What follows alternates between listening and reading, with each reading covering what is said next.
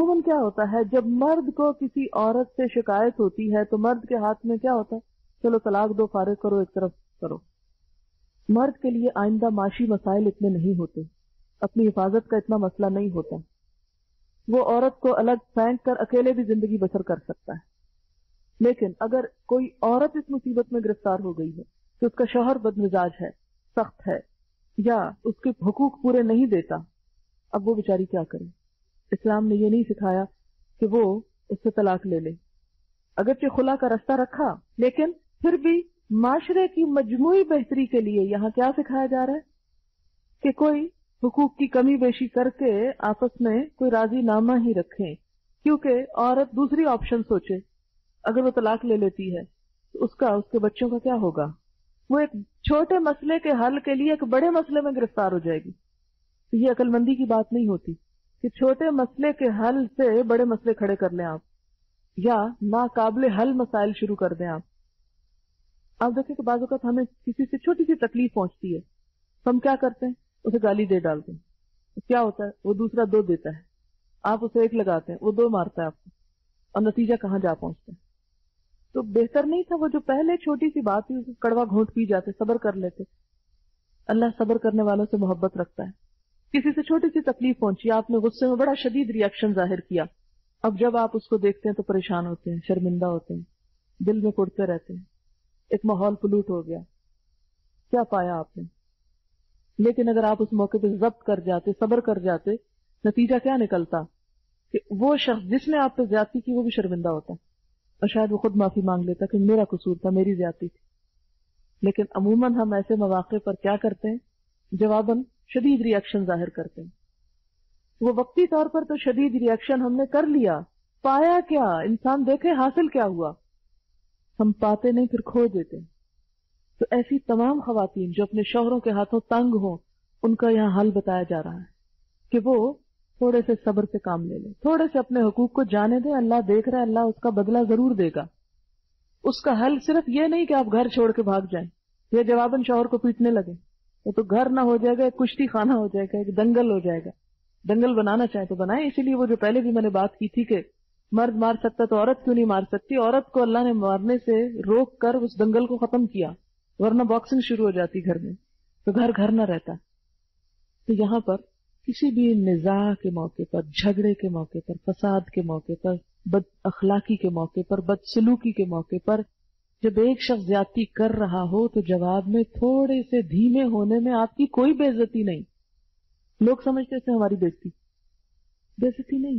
حدیث میں آتا ہے من تواضع للہ رفعہ اللہ، جس نے اللہ کے لیے عاجزی اختیار کر لی، تواضع اختیار کر لی، اللہ اس کو بلندی دے گا، اللہ اس کو بڑا کر دے گا.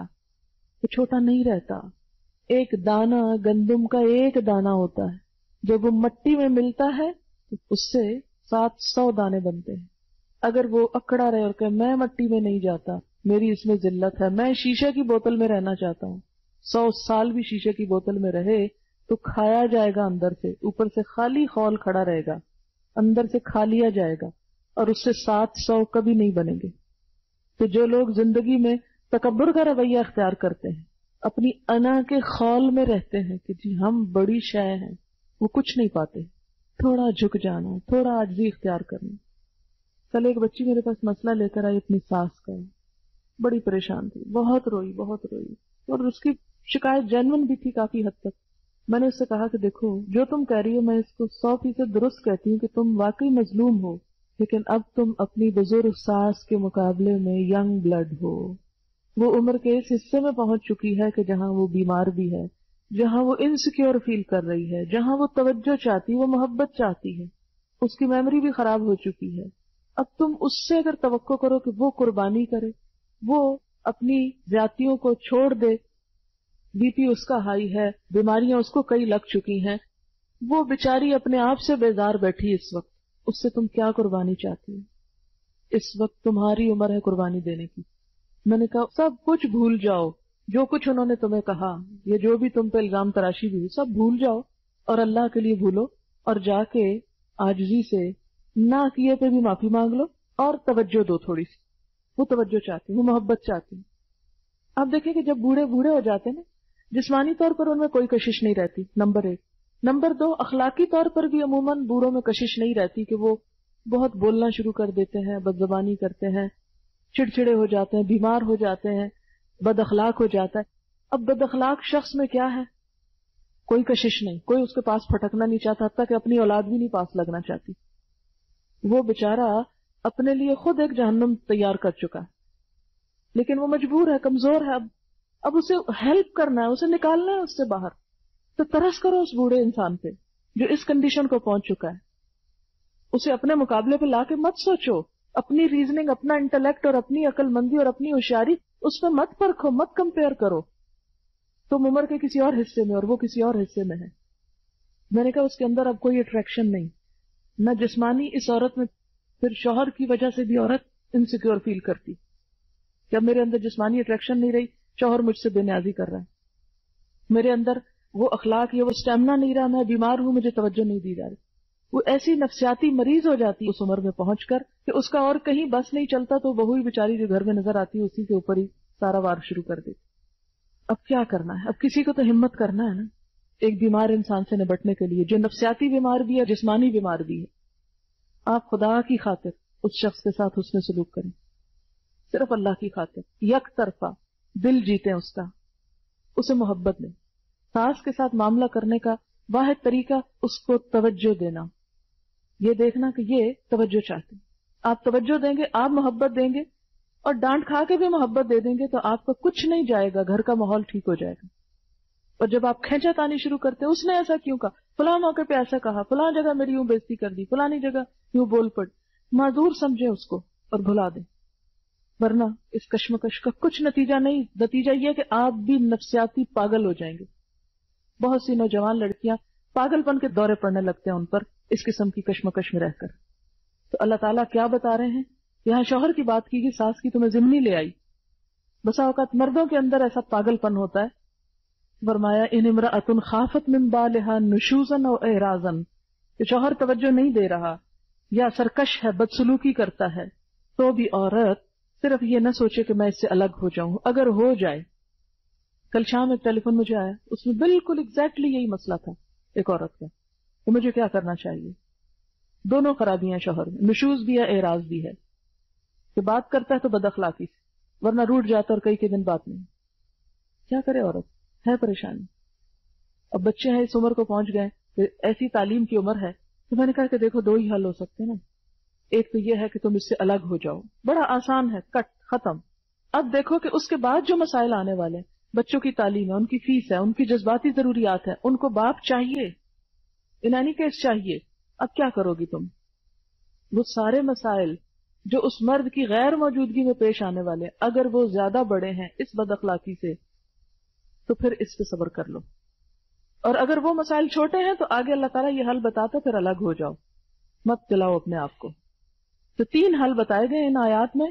پہلا حل، فلا جناح علیہما ان یصلحا بینہما صلحا، کوئی حرج نہیں کہ اگر وہ آپس میں اپنے حقوق کی کمی بیشی پر کچھ صلح کر لیں، دونوں طرف سے حکم مقرر کر کے کچھ قربانی کر لیں۔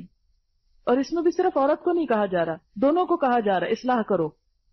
والصلح خیر، اصلاح بہتر ہے، صلح بہتر ہے، لیکن صلح کیوں نہیں ہو پاتی؟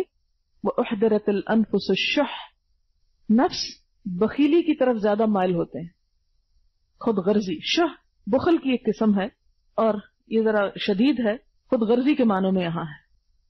ایسا بخل جس میں ہرس ہو اور عادت بھی بن گیا ہو۔ ہمیشہ آپ دیکھیں گے کہ 2 لوگوں میں اختلاف کی وجہ ہرس ہوتی ہے، ہرس۔ ایک شخص دوسرے شخص کا لحاظ کیے بغیر صرف اپنا مطالبہ پورا کرنا چاہتا ہے، اپنی ضرورت پوری کرنا چاہتا ہے، اپنا فائدہ چاہتا ہے، اور اس ذہنیت سے ایک شخص دوسرے سے غیر مطمئن ہو جاتا ہے۔ تو صحیح مزاج کیا ہے؟ حل کیا ہے کہ دونوں فریق ایک دوسرے کی معذوری کو سمجھیں اور رعایت کریں، دوسرے کو معذور سمجھیں اور معاف کر دیں، کوئی بات نہیں۔ جب پتہ ہے کہ میاں میں یہ کمزوری ہے تو اس کی کمزوری کو، آپ دیکھیں کہ بعض لوگ جسمانی طور پر ہینڈی کیپ ہوتے ہیں، بینائی نہیں، دیکھتے نہیں، اندھا ہے، بازو ٹوٹ گیا، پاؤں لنگڑا ہے، کوئی اور خرابی ہے، تو انسان ان کے ساتھ بھی تو نبھا کر لیتا ہے نا۔ تو کچھ لوگوں کے اندر جسمانی نہیں نفسیاتی ہینڈی کیپ ہوتا ہے، اور اس کے پیچھے ایک لمبی ہسٹری ہوتی ہے، بچپن کی محرومیاں ہوتی ہے، کوئی ظلم و تشدد ہوتا ہے، وہ لاشعور میں دبتا گھٹتا رہتا ہے، اور پھر شادی کے بعد بیوی پہ نکلنے کا موقع مل جاتا ہے اس کو۔ بعض بچوں کو ماں سے اٹینشن نہیں ملتی، وہ بیوی سے دگنی اٹینشن چاہتے ہیں، ماں والی بھی چاہتے ہیں اور بیوی والی بھی چاہتے ہیں۔ اب بیوی بیچاری کیا کرے، اپنے بچوں کو اٹینشن دے یا میاں جو بچہ بنا ہوا ہے اس کو اٹینشن دے، پھنس جاتی ہے بیچاری۔ لیکن اب حل کوئی نہیں، یہی سمجھے کہ ہینڈی کیپ ہے میاں کا، معذور میاں مل گیا ہے۔ جسمانی طور پر معذور شخص سے ہم گزارا کر لیتے ہیں تو نفسیاتی معذور سے بھی تھوڑا گزارا کر لیں، اس کی جزا اللہ آپ کو دے گا۔ آپ دیکھیں کہ جذبات کی قربانی سب سے بڑی قربانی ہے، سب سے بڑی قربانی۔ مال کی قربانی بھی انسان دے دیتا ہے، لیکن جذبات کی قربانی ناممکنات میں سے ہوتی۔ کیوں؟ اس لیے کہ مثلا مال ہے نا، تو ایک دفعہ دیا تو بس گیا، ختم ہو گیا، بھول گئے آپ اس کو، لیکن جذبات جو دل میں بیٹھا ہے اسے کیسے نکالیں؟ اسے اپنے سے کاٹ کے الگ کر نہیں سکتے نا آپ، مصیبت ہے۔ آپ کا ہاتھ پاؤں خراب ہو جاتا ہے تو اس کے تو کاٹ سکتے ہیں آپ، یہ کچھ چیزیں ایسی ہوتی ہیں جن کو آپ کاٹ نہیں سکتے۔ تو جہاں انسان جذبات کی قربانی دیتا ہے، اور تھوڑے دن کی بات ہے نا، بہت جلدی چلے جانا یہ سب کچھ چھوڑ کے، اس کی قربانی بھی، اس کی جزا بھی بہت بڑی ہے۔ اسی لیے کہا نا کہ پہلوان وہ نہیں جو اپنے مد مقابل کو ہرا دے، پہلوان وہ جو غصے میں اپنے آپ کو ہرا دے، اپنے آپ کو کنٹرول کر لے، اس کا درجہ زیادہ بڑا ہے۔ فرمایا کہ ان ساری جذباتی کشمکش کے باوجود کیا کرو، صلح ہی کر لو تو اچھا ہے۔ والصلح خیر، بڑی بھلائی ہے صلح میں۔ واحضرت الانفس الشح، لیکن اتنے خود غرض ہوتے ہیں، ہر انسان اپنا مطالبہ چاہتا ہے، وہ کہتا ہے کہ میں کیا کروں، مجھے اٹینشن ملنی چاہیے، میرا حق زیادہ ہے، میری جذباتی سیٹسفیکشن ہونی چاہیے۔ فرمایا احضرت الانفس الشح، کوئی نہیں، اللہ کی خاطر تھوڑی سی قربانی کرو، ہمت کرو۔ وَإِن تُحْسِنُوا، اگر تم اچھا کرو گے، احسان کرو گے، وَتَتَّقُوا، اور تقوی کرو گے، فَإِنَّ اللَّهَ كَانَ بِمَا تَعْمَلُونَ خَبِيرًا، تو یقیناً اللہ تمہارے اس طرز عمل سے بے خبر نہ ہوگا۔ اگر انسانوں نے قدر نہیں کی تو کوئی بات نہیں، اللہ بے قدری نہیں کرے گا، وہ اس کا صلہ کئی گنا زیادہ دے گا۔ اچھا، ہم عموماً کیا کرتے ہیں جب کوئی مسئلہ حل کرنا چاہتے ہیں تو پچھلے قصے چھیڑ بیٹھتے ہیں۔ کئی دفعہ ایسا ہوتا ہے میاں بیوی آپس میں جھگڑتے ہیں تو پچھلی باتیں کھودنا کریدنا شروع کر دیتے ہیں۔ تو میرے پاس کبھی کوئی آئے مشورہ لینے میں ہمیشہ اس کو سمجھاتی ہوں کہ دیکھو، اگر تم چاہتی ہو کہ میاں کے ساتھ تعلقات درست ہوں تو اس کی پچھلی ساری غلطیاں بھولو، اس کو ایک کا بھی احساس نہیں دلانا، پچھلی کوئی بات نہیں کرتی، خواہ وہ کتنی زیادتی کر چکا۔ کیونکہ جب بھی ان میاں بیوی کے درمیان کوئی جھگڑا ہوتا ہے، لڑائی ہوتی ہے، پھر صلح ہوتی ہے، پھر ایک دوسرے کو معاف کرنے کی بات ہوتی ہے، تو معاف کر کے پھر آپ یاد کرا رہے ہیں، یہ کیا کر رہے ہیں؟ جس چیز کو آپ نے کسی کی معاف کر دیا پھر آپ اسے کیوں یاد کروا رہے ہیں کہ یہ تم نے فلانے موقع پہ بھی ایسے کیا تھا؟ نہیں، اس کو بار بار مت چھیڑیں۔ جب دفنا دیا تو دفن ہی رہنے دیں، گڑے مردے اکھاڑنے سے کیا حاصل ہوگا؟ کیا ہاتھ میں آئے گا؟ مٹی۔